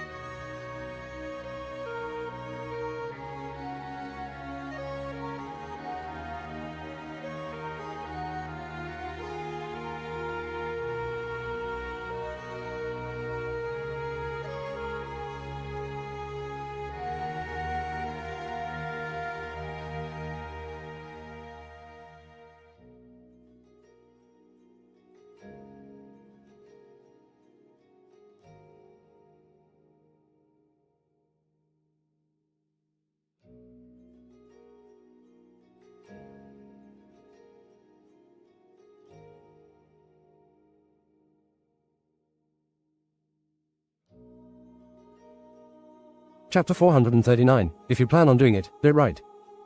4. Is everything loaded? Yes. And the necessary preparations? Completed. Chang Yang was surprised to see the wooden crates piled onto the cart. Now he does things he isn't even asked to do. This newborn-like baby was now taking care of himself. Chang Yang knew that his constant growling had managed to make them work effectively, but then he saw something. But what is with those boxes? Food. Ah. As if expecting his question, Bak Chon responded. Lord Tang gave us food to eat on the way back. I was in tears. Unlike someone, he is very warm and thoughtful. Why did he do something useless? Hey. Be nice to my father. Tang So kicked Chang Yang on the leg, but he lightly dodged it. Hey. These kids will lose their path if such unnecessary things are given. And Monk He Yun has been the best he has ever been since he started eating grass, right? You bastard. Far from being strong, you're turning that man into bones. A person who was once so bright now cannot be seen anymore. Still, his head is shining bright. Wow, you insanely evil bastard. It looked like a curse, but no one dared do anything more than whisper about the curse. Well, our preparations are finished. Chang Yang shook his head. Fine, let us go. When they moved out through the gate, the Tang family came out. It was rare for them to see off guests. Well, this was true, but... Woo. Why are they all mixed up? I don't know if this is the Tang family or the Beast Palace. The problem was that even the beasts brought by the palace were lined up to see the disciples off. Ha ha ha ha. Lastly, Meng So approached the disciples and looked down at the cart they were pulling. You will be pulling it? Yes. As the disciples nodded, he reached out and slightly lifted the cart. Oh. Nice training method. I will make sure to apply this to our men too. The disciples of Mount Hua turned pale. You don't have to take everything from him. When are you heading back? Asked Chang Yang. If you're leaving now, what would the point of me remaining? I also need to start moving. But I think I will stay here for another day to make sure the prices for our trades are finalized properly. Do not be too greedy and make concessions to another. Good is good enough, it doesn't need to become great. Ha ha ha. I will keep that in mind. It seemed like the Nanman Beast Palace was planning to use this time to increase its trade with Sichuan. Actually, they were discussing not just the tea trade but trading other things too. The merchants used were Mount Hua's and those working for Zhou Gul's father. Oh, I am sorry you are leaving. If you stop by the palace, many will welcome you. I, too, want to go there, but I am a bit busy these days. Luckily, we met here. Yes, make sure to stop by next time. Yes, I promise. At the promise, Meng So smiled. The snakelets you left behind have grown quite a bit. Enough to make alcohol? No, forget I said that. Meng So's face became tired, and this time it was Tang Gunak who moved forward. Ads by Pub Future. It will be a long way back. Yes, do not worry. Everyone here has a strong body. Seems like it. At that moment, Tang So bowed to Tang Gunak. Father. This girl will come back as a stronger warrior. At those loud and courageous words, he looked shocked and said. So. Yes. Just stay healthy. Tang So couldn't answer back. Instead, she just lowered her head. I will do that. Yes. The people of the Tang family couldn't take their eyes off Tang So, who was different from before. However, Tang Gunak was happy with the appearance of his daughter. He just wanted her to have a happy and healthy life. And Tang Gunak looked to Chang Yang. Things will move as we discussed. If there is something we need to talk about separately, I will send a letter through the Merchants Alliance, so give an answer without delay. To that extent, I will know what to do. Shouldn't we do that, considering the positions of the sects? Then, now that they had shared enough pleasantries, Chang Yang said, Depart. But then, part. A white light flashed through the crowd and then wrapped itself around Chang Yang's leg before scrambling up to his shoulder. What? Back ah. Zhou Gul frowned. Does it want to come with you? I got so scared. But this guy is weird too. Everyone looked at the Martin with curious faces, but Chang Yang had an unpleasant look as he tried to pull it off his shoulder. What? You won't go down. Bak Ah was grabbing onto his shoulders very tightly. Why? He likes you so much that he wants to be with you. Chang Yang frowned at Bak Chion's words. This guy's name is Bak Chon. Originally, the name of this Martin was Bak Chon, but everyone called it Bak Ah out of love. But what about it? I don't like it. Chang Yang, with Bak Ah on his head. Bak Chon is poor and cannot pay for its meals and only looks good. Anyways, it is a stupid thing that only means more work for me. You bastard. Bak Chon was angry at him, but Chang Yang didn't even care. Why is Sasuk so angry? Ugh. He scratched the chin of back R. Ugh. Because it is me, I managed to take care of what I needed to. If this guy were a part of Southern Edge, they would have sold it already. No, did it just speak out at me? Ah, don't do it. Ahoo-hoo. Clench. Even the Martin made fun of Bak Chon. Since he could not do anything with the Tang family gathering there, Bak Chon clenched his fist. Chang Yang clicked his tongue and grabbed Bak R by the skin of its neck and lifted it up. At that time, Meng So chuckled. It seems that it likes you. Take it. Ah. It looks like a spirit beast, though. The Nanman Beast Palace is a place where you live with beasts, not a place where we make them our servants. This is something we cannot stop. Ads by Pub Future. And he scratched his head. Besides, actually, it might be more helpful with you than in the palace. This guy is so vicious that he attacks the weak beasts. I was troubled with what to do with him. Weak beasts. The tiger over there is an example of that. Chang Yang turned his head. The house-sized tiger, which Chang Yang had slept on, curled up when Bak R glanced at it. What tiger of that size is? To some, size is unimportant. Spirit beasts are such a creature, so such things don't matter. The Lord shook his head, and on the other hand, Bak Chon and the disciples nodded their heads. That is the Chang Yang of the beast world. Like master, like Martin. I agree. Chang Yang tilted his head and scratched Bak R's chin. It is strange when it is so gentle. Yes, well. It even bit the chin of the tiger off. For it to be this gentle. Everything in the world followed its own law, and at novel but at ant. TCH. Chang Yang clicked his tongue and lifted Bak R to his eye level. You will find your own food to eat, you get that? The Martin nodded its head, quickly clung to Chang Yang's neck, and rubbed his cheek. Ah, that tickles, move. Chang Yang pushed Bak R aside, and while looking at Tangunak, said, We are going for real. Right, travel safely. Let's go. The disciples of Mount Hua began to pull the cart. Although everyone was shocked at the unfamiliar sight, they weren't as shocked as when the disciples had first arrived. By now, the Sichuan Tang family knew that Mount Hua did odd things. Head back safely. See you again. Cheers, Mount Hua. With cheers, they sent him off. Chang Yang smiled. Right now, he was acting, but one day he might actually cry sincerely. After leaving the Tang family, Chang Yang began to slow down. Wait. Wait. Turning around, he noticed Tangunak, who was looking over. Lord Tang. Chang Yang, who had been leaving, shouted back, making Tangunak tilt his head. What? Everyone turned to find Chang Yang grinning. I received a good sword, I ate well, and I received all sorts of things I don't deserve because of your great hospitality, so I will give a gift. A gift. At that, everyone stared at him intently. What kind of gift could be given now? It was then. SRRNG. Chang Yang unsheathed the dark plum sword. Oh. God. This was a place called Sichuan Tang. Even if they weren't seeing it close up, people could recognize the worth of the sword. Chang Yang, who drew his sword, lowered it slowly. The plum blossom pattern on the sword was clear when the sunlight shone down on it. Such a sword is so beautiful. All the Tang family members couldn't take their eyes off it. Take a sneak peek at our latest recommendations here. Discovery feed. Ads by Pub Future. Chang Yang waited till all were looking. You faced a lot of opposition. In other words, there were people who doubted the decisions Tangunak made, there were people who didn't trust Mount Hua. But he wasn't going to blame them because Mount Hua was just coming out of its shell. Too little time had passed for everyone to acknowledge them. But it was also true that to do more in the future, Tangunak needed more strength. Words won't work.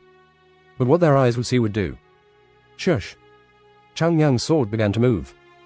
The sword drew a half moon before aiming right at the sky. It looked like a painting. And the thin blade trembled. As soft as a flower, but within was a thorn's power. This sword, made from the very life of Tang Zhoupang, started with Chang Yang. I am leaving plum blossoms as proof of the newly blossomed friendship between Mount Hua and Sichuan Tang. Until these plum blossoms fall, the relationship between the two will not sever. Flower. At the tip of his sword shone a light, and from this, a single plum blossom bloomed. A plum blossom dyed completely red. And then another. All the members of the Tang family watched this with their mouths wide open. In a way, it seemed as if when the cart moved, plum blossoms bloomed in the driest of lands, and soon flowers bloomed. The desolate street had turned into a beautiful grove. Oh my! Those with a low level of martial arts shuddered. But those who were confident in their skills grit their teeth and stared at the plum blossoms. How can such a sword technique be accomplished? Didn't his strength become several times stronger than what was shown at the tournament? The wind blew for a long time, and the plum blossoms covered the sky and soared together. Until finally, they began to scatter. The sky was raining flowers. The fallen petals flowed in like waves and began to turn around, wrapped around the main gate of the Tang family, supporting it. Shush! Shush! There was the sound of something touching the gate, and the petals surrounding it disappeared. Oh. Those who saw this were possessed, and they became sad when the petals vanished. But just then, that. Someone among the crowd noticed the changes to the pillar and shouted. Before they knew it, the patterns of dozens of plum blossoms were engraved around the name of the Tang family. The designs were so vivid it was almost as if a craftsman had put their heart and soul into carving it. SRNG. Chang Yang lightly moved his sword and smiled brightly at the Tang family, waving his hand. Let's meet again.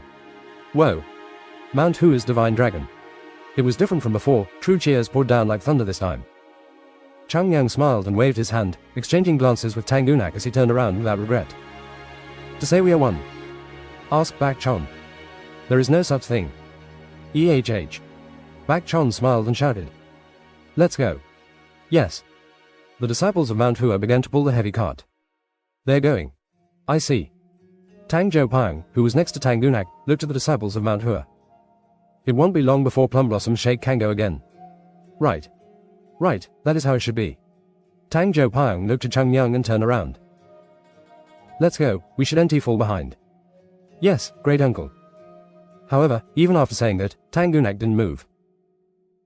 Until these plum blossoms fall, the relationship between the two will not sever. He smiled at this.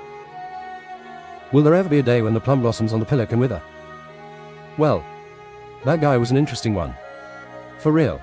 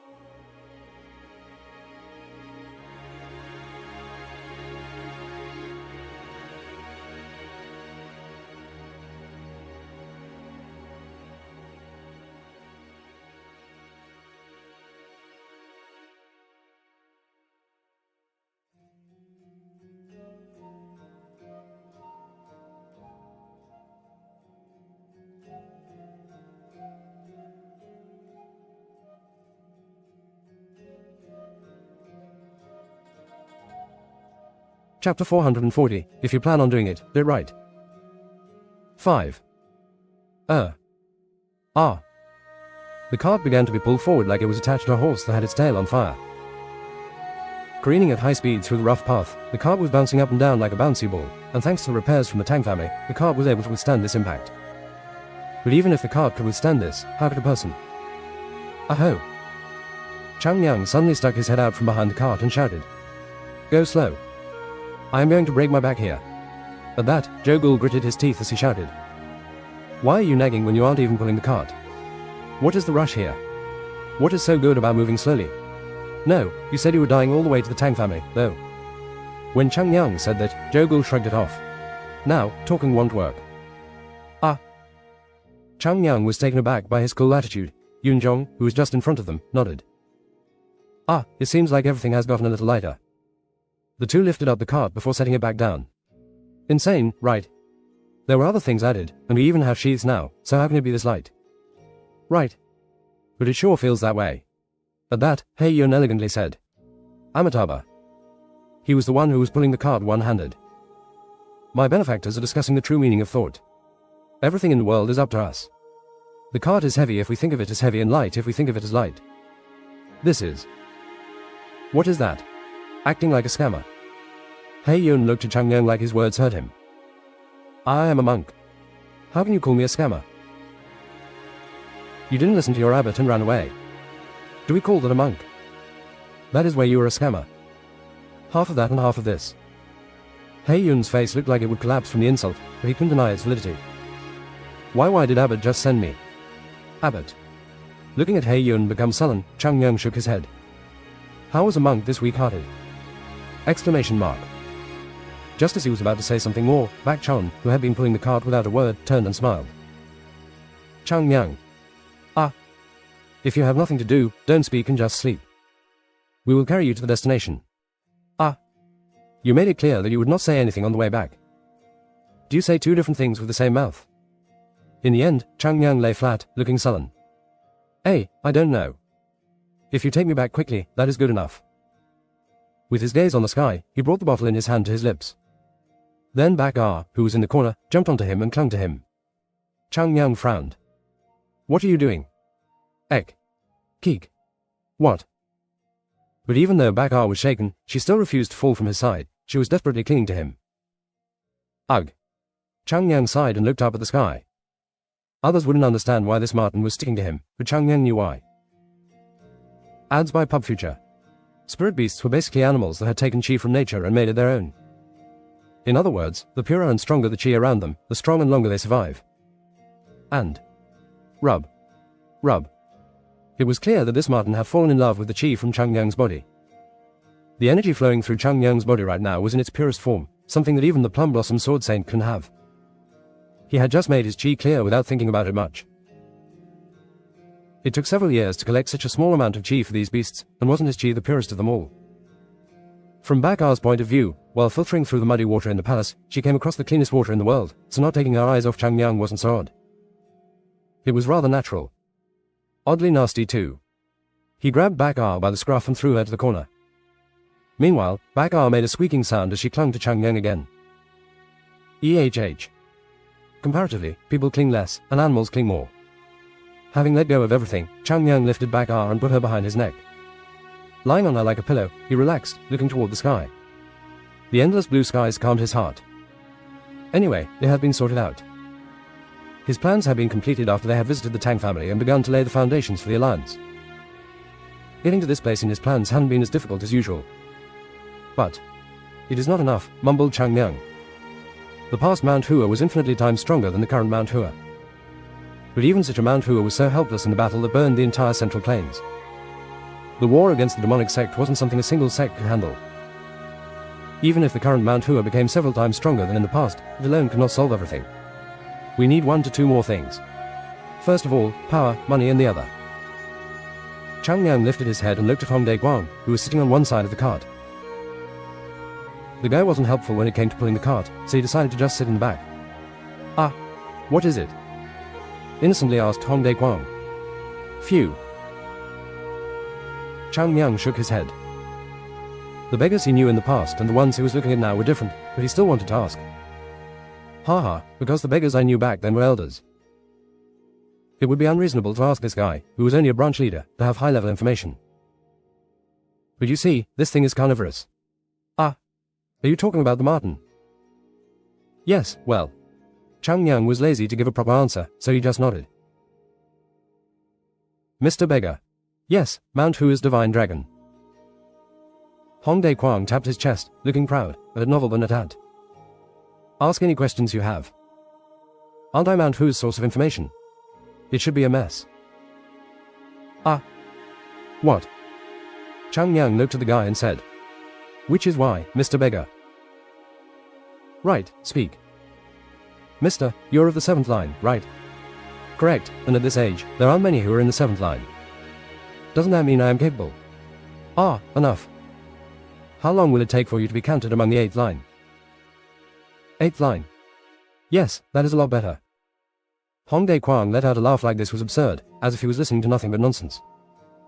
Mount-Hua's divine dragon, you don't know much about it because you are young. I am also aiming to be a branch leader of that level, but not once in the history of the Beggars' Union have I heard anything about a branch leader becoming one. Not once, even since I was one. Then what about the 9th line? Those are former elders and leaders. Ah. Then the former elders were in the 9th line. Right, I never paid attention to such things. Ads by Pub Future. So, are you saying that the highest place that Mr. Beggar can rationally climb to is the 8th line? Right, as long as leader doesn't decide on someone else or someone else steps down. Chang Yang scratched his chin. The leader oversees the Beggars' Union, which has its own designated successors. Come to think of it, didn't you say you were one of the candidates to be the successor? Ahem. It is a bit embarrassing to say so with my mouth, but it is true. How did the Beggars' Union become like? Did you say something? No, nothing. Chang Yang sighed. Well actually, this isn't a mistake of Mr. Hong Dae Kwang was a branch leader. Considering the little influence that one branch held over the world, there was no choice but to be limited by what the branch leader of a small province could do. Since Mount-Hua was right in front of him, he might have more information than a normal branch leader, but a branch leader would always be a branch leader. In the end, it meant that in order for Hong Dae Kwang to possess more useful information, he would need to be promoted to a higher position. It would be a good promotion if he became the branch handler who oversaw branch leaders. Even more so if he could become a strong candidate for the position of successor. The problem. Is that a good option? Wouldn't this be like pulling the roots out of someone else's functioning family tree only to throw it down a cliff? Would it be okay if this man became the leader of the Beggars' Union? Why are you looking at me like that? No, nothing. Chang Yang only looked to the sky instead of answering. I should think about this a little more. Of course, the Beggars' Union was a member of the 9 Great Sects One Union, and it deserved to be in there too. But for the first time, Chang Yang felt a bit remorseful. Probably because he thought this man was better suited to be a normal branch leader. Oh my. Did you grow a conscience? Quack. I didn't even call you, why did you come? Hong Dae Kwang looked at Chang Yang, who had suddenly shouted out. What is with you so suddenly? No, it is nothing. You are acting so strangely today. Right, seriously. Chang Yang let out a deep sigh. For now, let's just head back to Mount-Hua and think. No matter how much he had been working his head for the past few days, this information problem was cramping it. He thought that even his Sehyungs wouldn't be able to remove the cramp from his mind and that it would be better to rest without any thought until he arrived back at Mount-Hua. Thud. Ugh. But the card wasn't even letting him do that. Why is it rattling again? He shouted, feeling irritated by this, but the answer he got back. We are entering a mountain path. We will be moving without break, so hold on tight, even if you're annoyed. Ah, yes. Right. Chang Yang groaned and put a bottle in his mouth. But it turned out really well. They were running up a slope like it was flat ground, no, like it was downhill. Now they seemed to be at a level where they could be called human horses beyond normal human horses. I think it will be alright to take the next step. Since there was time left, Chang Yang began to think about a more effective training method for his Sehyungs. But then... Chang Yang raised his head. A presence. Part. Just as he was about to get up, something spun and flew from the slope in front of them with a loud bang. Ah! What? The running cart came to a halt. Unable to overcome the force at which it stopped, the cart bounced up and then it was like it had been thrown to the ground. Thud. Take a sneak peek at our latest recommendations here. Take a sneak peek at our latest recommendations here. Discovery feed. Ads by PubFuture. TCH. Chang Yang also bounced along with the cart and jumped forward. A huge sword was stuck in the ground just in front of them. What is this now? No matter how positively one thought of the sword in front of the cart, it was difficult to think it could hold any good intentions. And Pung. Part. They could hear the sound of the air being slashed in succession, and then large weapons began to pierce the sides of the cart. In an instant, heavy-looking weapons had blocked the cart from all sides. Ha! Chang Yang sighed. No, do they really have a death wish? Why are they throwing their weapons away? Will they come back to their senses when these are stuck into their heads? Just as Chang Yang was about to go insane, Bak Chan interjected. Chang Yang this isn't normal. The power these weapons had when falling is no joke. I saw that. Chang Yang relaxed his neck. Before long, a group of people began to appear from the trees to their left and right. Seeing this, Chang Yang said, there seemed to be a dozen bandits. Even with my toes. But while he was talking, he went silent and turned his head. Why? He scratched the back of his head with a slightly embarrassed face. How many did I say? A dozen. I will correct that. 100 people know 150 no wait 200. Hearing this, Bak Chion's mouth frowned. Why does the number keep growing, you bastard? No. They keep coming from behind that mountain. Why would people keep coming out? Exclamation mark. Wait. Oh. The bandits began to swarm through the trees like ants, and it was to the point where they wondered where such a large number had been hiding. Those who came out surrounded the cart, not letting the Mount Hua disciples make any moves. Including those who didn't come out of the bush, the number seemed to be above 1,000. Ha ha. Chang Yang let out a chuckle. Clearly, there were no people within 100 feet until a second ago. Seeing that large of a distance had been covered meant that they had rushed in at once. It meant this was a trap that had been laid out. Of course, it could also have been because they weren't particularly vigilant. What do we do? Mount Hua's disciples looked back at Chang Yang, eyes full of shock, as the number of opponents was tiring. However, Chang Yang's face crumbled as he said, what do you mean by what should we do? The disciples of Mount Hua never backed down. As Chang Yang shouted confidently, all the disciples of Mount Hua bit their lips. Come on, fight. They have to be bandits. Everyone was filled with great fighting spirit, and Chang Yang stared at the bandits and shouted. Now. Standing there confidently with his chest puffed out, he looked majestic. Using his voice as a signal, the disciples of Mount Hua drew their swords in unison. With the momentum of running forwards, a loud roar echoed in their ears. Now. Let's talk. The moment of silence passed, making the disciples turn back in disbelief. Chang Yang, who was standing there calmly, said, like educated people. Then, looking at his Sehyungs, like he had managed to stop a problem, he confidently asked them. What? Why are you looking at me? One needs to be alive, to talk. Alive.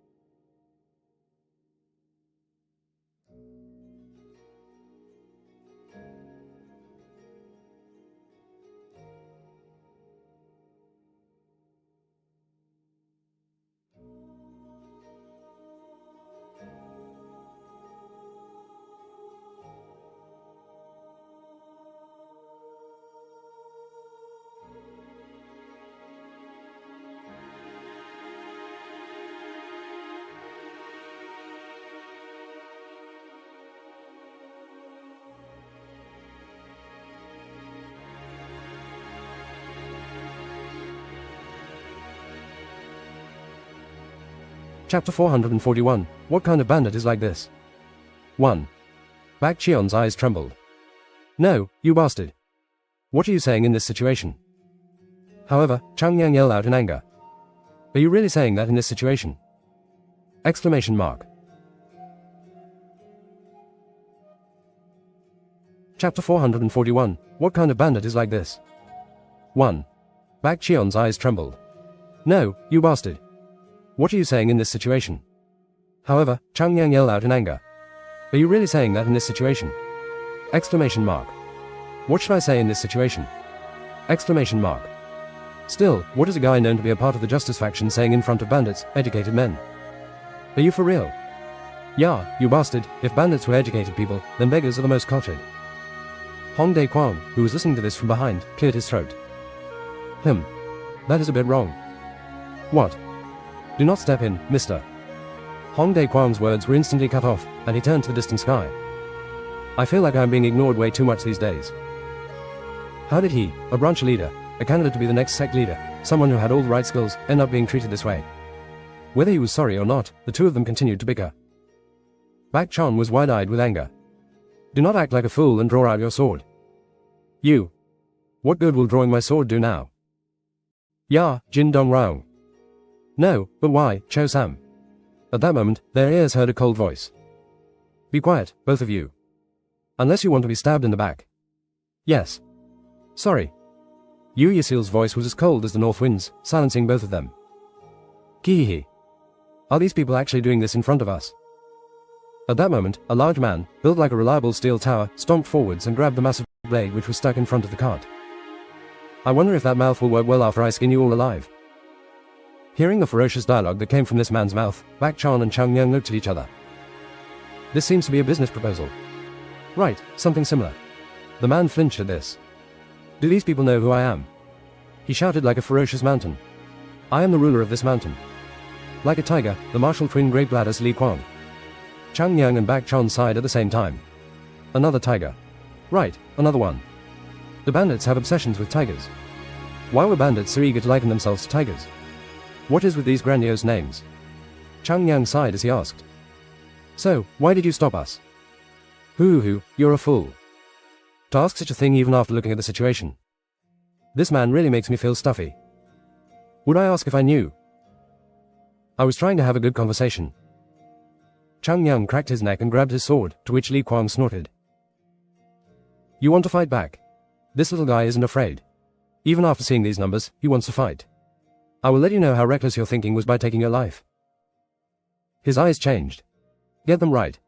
Just then. Get out. Get out of my way. In came a low, cold voice, and the group of bandits began to part. Ah! Bak Chan tilted his head and looked towards the commotion. The previously menacing bandits had opened up a path, and down this path walked a group of people dressed in green uniforms. Bak Chan frowned.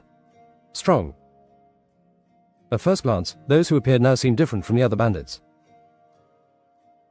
Anyone who recognized this difference saw it as the difference between warriors and bandits. Among them, the most eye-catching was the man in the lead. Was he around 40 or something? His body appeared slightly small, probably because of the massive bandits surrounding him. The man had this cold face, like he was covered in a thin layer of ice, and his expression was twisted. And this man turned to Li Kwang. When he noticed the stare, Li Kwang flinched. Group leader. Ads by Pub Future. Ah. I made sure to tell you I wanted a polite stop. Ah. Why you said so? What is this supposed to mean? Didn't you tell me to handle the guests respectfully? Isn't this a business matter? The man looked at Li Kwang and sighed. Bak Chan felt an unknown sense of this bandit's identity the moment he saw the man. I literally meant for you to show respect to the guests. I didn't mean for you to stop them like this. You should have said. As Li Kwang mumbled, the man shook his head like he didn't want to hear it anymore. Everyone back off. Ah. What? The man with a cold gaze made Li Kwang flinch before waving his hand. Back off. Everyone back off. All the bandits who watched this situation just moved back without a word. Take those two. Put that away. That too. That thing too. The retreating bandits took back all the weapons they had thrown around the cart. Yoon Jong looked back at Bak Chan with a face that said he couldn't understand what was happening. Sasuk, what is happening? While traveling with Chang Yang, Bak Chon had gone through a lot of weird things which no one would have normally gone through. Unfortunately, the things he was experiencing seemed to be growing more bizarre. When the bandits finally moved back, the man in green robes walked forward. "Excuse me." The man bowed his head deeply and then continued. "There had been some kind of misunderstanding. I did speak about it." The guy gritted his teeth, and each time he did that, Li Kuang would flinch. Phew. He controlled his breathing and turned to Bak Chon. "I am Quack Min." "Quack Min." At that moment, Hong Dae Kwang, who had been hiding behind the cart, jumped up shouting. "Quack Min. Black Knight Tiger Quack Min. The one who is a part of the Green Forest 10 Shadows." The person called Quack Min nodded at his words. "Yes." "Ah." Chang Yang looked at him and tilted his head. "Who is he?" "One of the Green Forest 10 Shadows, the elites who escort the Green Forest King." "Oh. Is that so?" Chang Yang turned to Quack Min, and the man asked in a gentle voice. "You are Mount Hua's divine dragon?" "Yes. What about it?" "We have been rude. The Lord of Mountains wants to see you, please follow me." Chang Yang smiled and said, "I asked for him to come to the Tang family, so why wait here?" "You can ask him that directly." "Yes, well, I can." As Chang Yang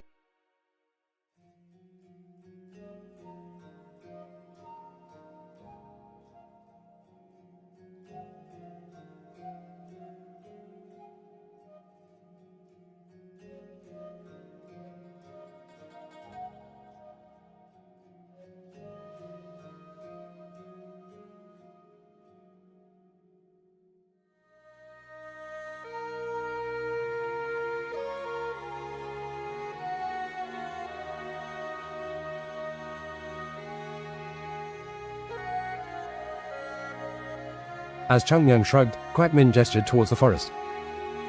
"This way." Chang Yang didn't answer, but the man didn't wait and moved ahead with the other green-robed warriors following behind him. Chang Yang jumped down from the cart. "The bandits are coming out hard." Ads by Pub Future. "Yeah, Chang Yang. Are you really going?" "They're calling." "So, of course, we need to go." Despite the worried tone, Chang Yang was giggling. "You never know. We could pull out plenty of riches this time." At this point, they weren't sure what kind of people these bandits were. Even while walking, Quack Min would constantly glance back. Grr. Thud. Thud. Even at a glance, it could be discerned that the iron cart was quite heavy, but it was still being pulled down this mountain path. Even though Quack Min had been patient enough to let this go, he couldn't stand it any longer. "That. Do you really need to bring the cart?" Yes. Well, you expect us to leave the cart on the side of the road and go away?" Chang Yang smiled. "But this place is not somewhere else, but instead in an area full of bandits. And because of this, I am quite nervous about leaving our luggage behind." Quack Min's eyes twitched. How was this guy like this? A little while ago, his name and title were revealed, and Hong Dae Kwang had spoken about it. He had even spoken kindly about their king. But even after hearing such powerful people's names, this man was being this cool. Is this guy made of iron? He was told to be careful because Mount Hua's divine dragon was a rather odd human, but this was beyond his imagination. Are you talking this casually out of habit? Yes. Casually. You talked about us being bandits a while back. I don't usually compliment others, I am rather stingy. Compliment? Quack Min didn't really understand what he meant and asked. What do you mean? A compliment? Bandits are people who make a living by stealing other people's things and their money. Isn't what I said a compliment to their work? Chang Yang smiled like he wasn't used to complimenting others so openly. Still, it seems like you hold a high position, so I said something nice. Quack Min gave up talking to Chang Yang.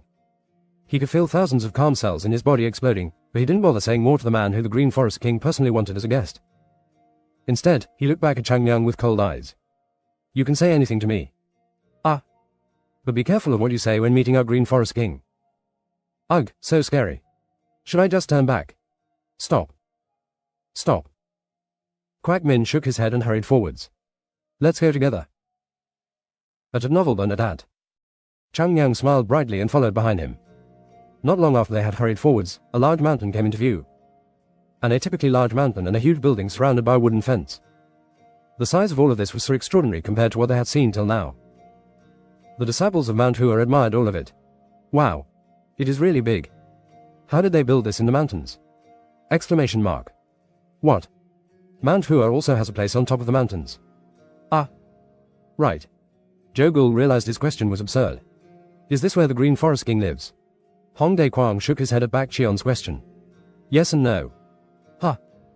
Personalized content tailored to your preferences, all in one place.